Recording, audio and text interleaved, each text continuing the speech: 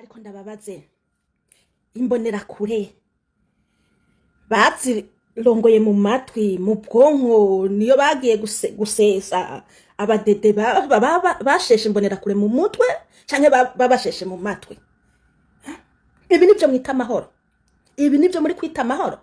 Murabiri impamvu ndiku murabe abapfuye bararenga bamubona ngaha, abararenga babana ijana, usizemwe abakomeretse, usizemwe ivyononekaye. Murabe impamvu murabe iyi message ndayikuye kwasemerera. Murabe iyi comment, uyu basheshe mu kanwa bagasesa mu matwi bagasesa mu bwonko. Nimba ngo ni David inde kweli mu Burundi ngo nubwo ngo hobura na kimwe ngo dupfume tuvuga ko hari amahoro 100%. Yemwe uretse amahoro 100% ari mu Burundi, hari na rimwe kwijana ho hariyo. Ese mwe gico mwita amahoro ni giki? Kubera ko umututsi ateguye inkoho n'imbuga itangwa zo guhonda umuhutu? Kubera iki? Kubera ko umuhutu ateguye inkoho n'inyundo ngo aze guhonda umututsi? Nico muri kwita amahoro? Amahoro si byo gusa. Ico twita amahoro, amahoro icambere ashaka guhera ku munyagihugu mutoya akidegembya, yasagarirwa, akaburana gatsinda urubanza mu gihe hari mukuri. Nta muntu apfungwa, nta ababirwa baranyuruzwa. Nta muntu ashaka kunyuruzwa mu gihugu ciwe, nta muntu ashaka kunyuruzwa na leta. Leta niyo yogacungereye abanyuruzwa, kuko haba hari abagizi nabi. Umuntu yanyuruzwa, polisi gahagurukana n'igisirikare bakarondera wanyurujwe. Ayo n'amahoro 100%. Mu gihe polisi ariyo yirirwa inyuruza abantu, leta ariyo yirirwa inyuruza abantu, nta muntu yemerewe kunyuruzwa. Nimba umuntu yagize ikosa ashaka kugenda akafatwa, agapfungwa, akaburana, ubusho bwuzuye abantu batazi nico bafatiwe. Umuntu aragusanga ahantu hagaze ati mpa amafaranga, utampaye ndakwagiriza icaha ndagupfungisha. Umuntu wari wose afise amafaranga yemerewe kugupfungisha mu Burundi. Ayo n'amahoro? Cyo nico mwita amahoro? Cyo nico mwita amahoro? Twege ngaho internet twarazihaze n'isitagusa, ariko mwege muracurira ibiti kugira ngo muronke aka network, muronke akarezo gato muracurira ibiti. Ayo n'amahoro? Imodoka ngaho mwaraparitse, ni muri buvome Tanganyika ngo mushiramo imodoka zigende, igitoro kironkwa n'abakire. Mu gihe umuntu wese yarafise uburenganzira bwo kurangura igitoro ho kiri hose akakizana mu Burundi, barabazibiye. Nyimba ari ubukene bw'igitoro, ayo n'amahoro? Nyimba ari ubukene bw'igitoro, kubera iki batari ku munyagihugu wese afise amafaranga atasimbe mu Rwanda kizane, asimbe muri Kongo akizane, asimbe Tanzania akizane, akidandaze ku batashoboye gushikayo? Mwe mwibaza ko ari bura ry'igitoro canke nibura ry'intwaro nziza?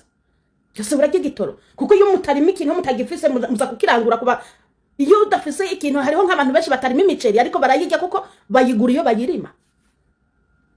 Ariko kubera kimwege mutemerewe kuza kurondera igitoro, nuko bashatse babazirike ku kagozi kugira ngo ico muzoza leta basaba cyose mugikora ngo turakenye. Nta bukene buri mu Burundi, nta mahoro ari mu Burundi, nibishoboka. Laba passport ahandu ya Afrika online ku murongo itebye mu ndwi zibiri bigushikiriye ku mafaranga y'igitigiri ca leta. Mwege ngaho ntimuzi ko igugwa 300, ariko ntari umuntu ayironka atanze hafi miliyoni 2 kuri passport imwe. Reka tuvuge byangombwa byo gutwara imodoka. Genda hajya wige gutwara imodoka udatanze amafaranga, urabe ko baguha ntuzeye iriya twita driver license, urabe ko bayiguha yo gutwara imodoka. Magutanga igiturire, shaka wige imodoka uyimenye. Nta muntu azoza kugukoresha ikibazo cyo gutwara imodoka ngo uragitsinze baraguhaye peremi yo gutwara imodoka udatanze amamiliyoni y'ibiturire. Ja mu bitaro urambararaho hasi, makubanza uvugane na muganga umuhayo ku ruhande kugira ngo akuronderere igitanda. Kandi baca baza bagakuraho umuntu ati wewe vaho nturembye, tugomba tuhashira indembe, kandi muganga yakiriye igiturire. Ibi nivyo mwita amahoro? Ivyo nivyo mwita amahoro 100%?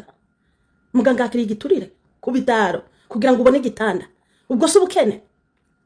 Imiti tuja ku badogiteri, abadogiteri baca bagenda bagashinga amafarumasi yabo. Umuti wari kwandikirwa ukayitora ku buntu kuko wavuwe warishe, dogitera aca kwandikira kwerekeza kuri farumasi yiwe. Imiti yose ya leta yo kabaye mu bitaro ngo ivura abagwayi yose izigenda mu mafarumasi y'abaganga. Ubundi umuganga wa leta ntabwo abakwiye kugira farumasi yigabira, kuko imiti yose cererayo. Umuntu abakwiye kugira farumasi nuwikorera utwiwe akavuga ati nshinze farumasi nije nzohora ndayikoramwo, ni gwiwe. Ariko ukore muri leta ucugenda ushinge farumasi, imiti yose izadura igiteno muri farumasi yawe. Aicho nico mwita amahoro? Ayo n'amahoro ku magara yanyu? aho umuntu aza kuvuga agatanga amafaranga kugira ngo abone igitanda kandi ndagutanga naye ndigiturira kwa muganga. Aho ntaso ni mwumva kweli, aho ntaso ni mwumva. Ndabira amazi ava impande yanyu muri Tanganyika, muyabona he? Bayabazanira kandi amafaranga yari kuyakwega baca bayajya. Ibyo nibyo mwitama amahoro ijana kwijana, mwambonera kuremwe, mwampumye mwe. Umuntu murabimpumye kugeza naho mubona bari kubica, mwe mukabibona mwe amahoro ijana kwijana, kandi babica nka acide igenda ibasiyegenya gato kugeza mushizemwo. Ibyo nibyo mwitama amahoro ijana kwijana, ibyo nibyo muri kwita amahoro. Nta mazi, korera zirabikoreye, amacinya arabikoreye kubera iki? Nta mazi. Amatara ko n'abafise amazi batagira naho basharije amatelefone yabo. Ibyo nibyo mwita amahoro ijana kwijana. Ibyo nibyo mwita amahoro kuri mwe mubona ko ari amahoro. Mwibaza ko ari amafaranga yavuze yo gukora ibyo byose. Nyimba amafaranga yarabuze kubera iki batareka ngo abantu bashora imitahe, abafise imitahe babizane babidandaze bikore neza, abantu bafise imitahe bayizane ikore. Nta bukene, ubwo si ubukene, kuko yababwara ubukene baborohereza abanyamitahe bakava hirya no hino bakaza gushinga ingano bakaza gukora ibintu mu Burundi. N'ubukene bwahe atari ubugizi bwa nabi, dede ifise n'ubugizi bwa nabi. Igitoro nticabuze, baranse ngo ntihagire umuntu azoza kuzana igiturire ngo atari leta, ngo kuko ngo abanyagihugu baca bakunda uwo muntu ari kurangura. Bo mukunda gute? Umudandaza n'umudandaza nta naho bakwiye guhurira n'ibyo kwitoza n'ibyo gukundwa n'ibyiki. Ntimwase. Ibyo nibyo mwita amahoro. Tujya kwifumbire kumase, kwifumbire gute? Mubwira abantu ngo zana amafaranga tuzobaha ifumbire bikarangira mutayibahaye. Yatanze amafaranga none mushaka iterambere ry'igihugu. Nta udandaza murabimwaka, nta urima murabimwaka. Amatongo abadede umuntu wese mu mwaka parasero ko mwishakiye inzu akayubaka akayimara yayirangiza akishira hani gwacu ngo muvuge ngo jibura ngo nyimba mwabuze ikintu ngo leta ngo yakoze ngo yakoze amahoro ijana kwijana ayahe wowe uri kuragenda mu gihugu urabona igihugu cakoze amahoro ijana kwijana. Abantu iyo umuntu avuze akantu gatozomba ngo ntibakuncaneko, iyo ntibakuncaneko niyo igihugu kirimwe amahoro ijana kwijana. Nubwo wowe utari kuvuga ibya politike, kuvuga gusa ati President Neva yavuze ati yanyoye urumogi, iryo jambo gusa mu Burundi kuvuga ngo yanyoye urumogi, iryo ryonye nurivuza ndumva ngo ndisoma ngo ntibakuncaneho. Hemwe igihugu kirimwe ntibakuncaneko, kirimwe amahoro ijana kwijana. Kuburi mu gihugu gusa kuvuga izina ngira ngo nkanjerina mbese amandi bakuncaneho, iyo ntibakuncaneho n'amahoro. Ni igihugu gifite amahoro ijana kwijana. Ako mwarasaze abantu bamengo bikoreye imivirinde mu bwongo, sinzi uko babona umuntu yovuga ngo iki. Ayo n'amahoro. Ifumbire bokaretse inganda zibishoboye zikakora ifumbire zigashira ku isoko. Umuntu ayikenereye hose akagenda akagura, akarima inyabutongo, akarima itabi, akarima amasho muci, akarima akoresheje amasa yaguze umwanya wari wo wose ku isoko. Murambona muci bararima cyane, bararima mu myonga, bakarima ibintu bikenera ifumbire, inyabutongo, amashu, intore, ibiraya, utuntu twishi barima muci. None se nyimbiye fumbire muzoza muyibaha bari impeshi gusa, bari imibiharage gusa. Mwumva arico gikenerewe cyonyene. Ifumbire ubundi kenewe umwanya wari wo wose kubarimyi. Kuko abantu barima season zitandukanye, ibihe bitandukanye. Nyimba iki gihe warimye ibiharage uravuga ati nibyera mu nyuma ndasubizamwe amashu, mu nyuma ndasubizamwe intore, ibyo bintu birasaba amase. Ndagenda ku isoko kwa runaka, kwiduka kwa runaka, amudufuko tubiri ntera akantu.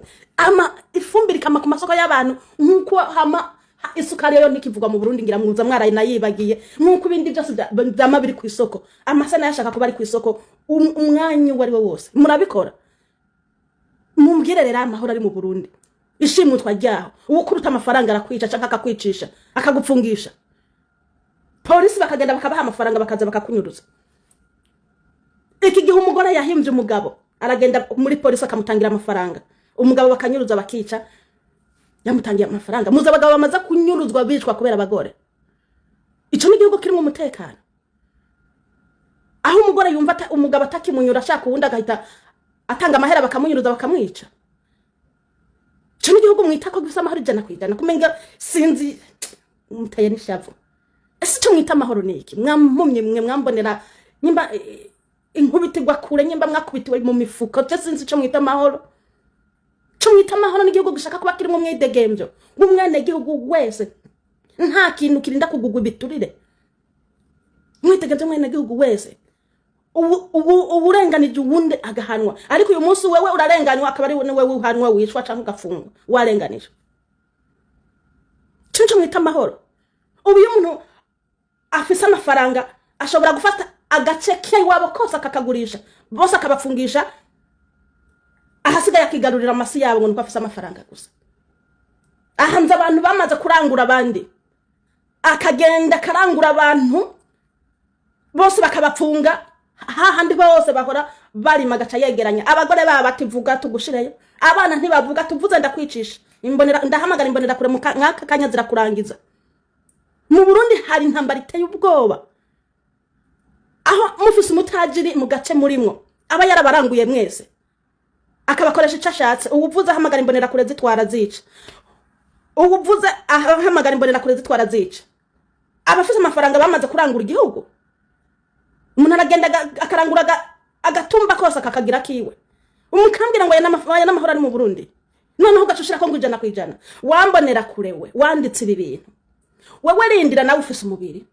Ejo bundi umuryango wawe ni washikirwa na Bunyoni yari kugasongero, Bunyoni yari kugasongero ariko aragenda bene umugore baravuga ngo Imana ngo hari ikintu giye kudukorera ngo giye kudukuraho turi tujana hejuru, kandi yari kugasongero hejuru yashaka he kwa president, yashaka nawe abe president, kandi yari nka president. Ariko ikibanza yari arimo nticamunyuze na gatoya, nticamunyuze. Umugore aragenda atanga miliyoni yishikanwa ngo Imana giye ngo giye kudushira hejuru asumba aho turi. None nibona ko aho kumushira hejuru yamumanuye hasi. None ugira ngo ubunasubirana ijambo, ugira ngo ntazogabanya amanyama wewe David, nawe uzoyagabanya. None ntufise umuryango, nubwo wewe utoshikirwa n'uwo muryango utoshikirwa. Ndabizi ko numve uretse kubura imbonera kure nta nubwo uri n'ahantu Bunyoni yarari. None ntiyakorotseyo, ntiyakorotse. Nyimba barose nabi bita ngo barose nabi night mayor, bagize night mayor bibaza ngo babonekewe, kumbe bagize night barose nabi ngo ni Imana yababwiye ko bagiye kuja hejuru kandi bari bagiye gukoroka. Wewe nawe umaziki ayo mahoro wewe ubona abandi batabona. Bunyoni yabona mahoro asumba yowe uri kubona. Ubu Bunyoni wo mubaza ko mu Burundi hari amahoro yovuga ati 100%. Rindira nawe uzoshikirwa ayo mahoro tuzoyabona bari kugira gute Pacifique hari ariko kurondeza. Umugore wa perezida Angelina Ndayishimiye yagiye Washington, umugore wa Trump yamutumiye, nta wamwakiriye, nta nuwaje kumwakira ku kibuga c'indege, ntiyamenye yava ni yaje. Uzi impamvu batakwakiriye?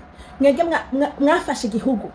Umva Angelina Ndayishimiye, wewe uragenda ugafata amamiliyoni n'amamiliyoni, ukambara amasaha, ukambara ibirato, ukambara amashanere y'amamiliyoni n'amamiliyoni, kandi igihugu cawe kimeze nk'uruhongore rw'ingurube, nk'uruhongore rw'ingurube. Bica bibonekana ko nawe uri muri za ngurube, ariko usohokamwe ukambara neza, ukambara ibizimvye, mu gihe inzu yawe ari nk'uruhongore rw'ingurube, urusogorore. Igihugu mwagiye mukigira nk'urusogorore, ariko uragenda ukiyambika ibintu bizimvye, kandi isi yose izi igihugu urimo ukuntu kimeze. Ubundi imbere yo kwibeza banzu beze n'urugo rwawe, abantu bakubahira urugo, bakubahire nuko wambaye ibizimvye kubera kuba mu rugo rwiza. Nyimba mwafashe igihugu mukakigira nk'urusogorore rw'inka go rubarimeze neza, rw'ingurube itakataka. Ingurube ziriramwo, zisobamwo, zinyamwo, ugasanga ingurube ziraraharanuka, n'igifushi zisa nabugondi, ibintu tosobanura n'akanuko tosobanura. Namwe mwaragiye mufata igihugu mukigira uko nyene umunuko. Nyimba igihugu nta gitoro, nta mazi, murabona korera kuntu zigira zirahira abantu mu gihugu cawe. Nta cepfo ca ruguru inzara igenda kubica, nikiranga muntu nibipapuro, nta kintu nakimwe mukorera igihugu ngo kibe ciza. Uragenda kwirigugura impuzu zizimvye, uri mu za Chanel, uri mu biki, wambara ibintu by'amamiliyoni yo kubatsa ibitaro, ibiturire biba no mu bitaro, igiturire kiba hariho hose, igiturire gishika kigashika no kwa muganga. Nta kintu ushobora guhabwa n'ibiro runaka udatanze igiturire. Igihugu caragiye kimeze nyene nk'umunuko. Aho uragenda wiyambaje ibintu bica amamiliyaridi, ngo ibindi bihugu bizokwakira neza, kandi uri upfa mu gihugu kimeze nk'uruhongore rw'ingurube, nk'igituru c'inkoko. Igituru c'inkoko cyo kiba kimeze neza. Niyo mpamvu nta wakwakiriye. Imbere yo kubeza umubiri, imbere yo kwambara amazahabu ku mubiri, banza wambike igihugu cawe, abantu bavuga ati ubwo yambaye akabegwa muhira wowe birarenze. Yabo mo kabaye nka Tarawore murabona yambaye ibyamazahabu, umugore wa Traore yambara ibisanzwe, inzu ya Traore irasanzwe, ariko ashaka kubanza gukuza ikuzo ry'igihugu. Iyo kujije ikuzo ry'igihugu ntuba wikujije, ambara ivyo ubonye, ariko igihugu cawe abanyagihugu babe bashima, abanyagihugu babe basa neza.